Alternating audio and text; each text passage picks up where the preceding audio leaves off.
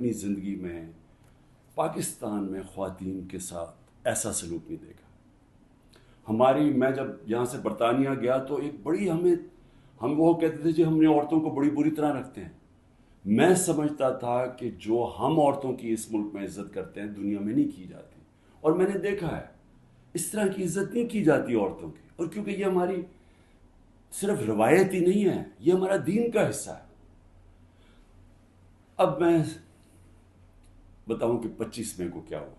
25 مئی کو دروازوں توڑ کے گھروں میں گھس گئے، رات گئے، نہ چادر نہ چار دیواری۔ اگر انہوں نے نہ فکر کی کہ وہاں عورتیں ہیں، عورتوں کو کئیوں کو اٹھا کے لے گئے، بچوں کو اٹھا کے لے گئے۔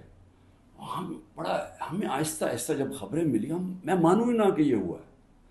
جب ہم اپنی عورتوں ایم پیز کو ملے تو آہستہ آہستہ جب ہماری عورتوں کی تنظیموں کو ملے، پھر جو اپنے ایم پیز مرد کو ملے، انہوں نے سب نے آہستہ آہستہ ایک ہی کہانی سنائی کہ پلان کر کے یہ کیا گیا تھا خوف پھیلانے کے لیے، اور انہوں نے زبردستی بدتمیزی کی، یعنی ایک پلان کر کے کہ دہشت پھیلے۔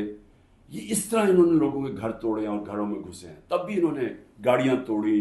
ڈاکٹر یاسمین کی تصویر ہے، وہ گاڑی میں بیٹھی ہے، اس کی گاڑی توڑ رہی ہے پولیس۔ تو یہ ایک پلان تھا۔